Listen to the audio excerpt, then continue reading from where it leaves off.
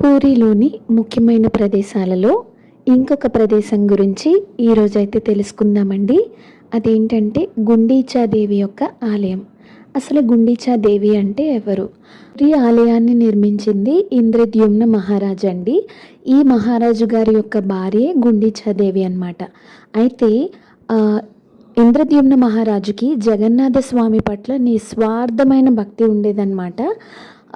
దాని మూల ఒక స్వామిని ఎవ్వరు కోరని కోరిక కోరారనమాట. అదేంటి అంటే నాకు అసలు సంతానమే వద్దు అని కోరారు.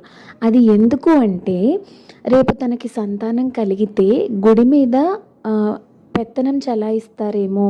జగన్నాథుడు అందరి దేవుడు, అందరికీ జగన్నాథుడు దక్కాలి, నాకు మాత్రమే దేవుడు కాదు, అలాగే నాకు వచ్చే రాబోయే తరాలకి మాత్రమే దేవుడు కాదు, జగన్నాథ స్వామి అందరికీ చెందాలి అని చెప్పేసి ఈ నిస్వార్థమైన కోరిక కోరతారనమాట. జగన్నాథ స్వామి ఆ కోరికకి ప్రసన్నుడై ఆయన ఒక వరం ఇస్తారు. అదేంటి అంటే గుండీచా మాతకి మరి పిల్లలు లేరు కదా, అందుకని అమ్మ సంవత్సరానికి 7 రోజులు నేను నీ గర్భంలో ఉంటాను తల్లి అని చెప్తారంట.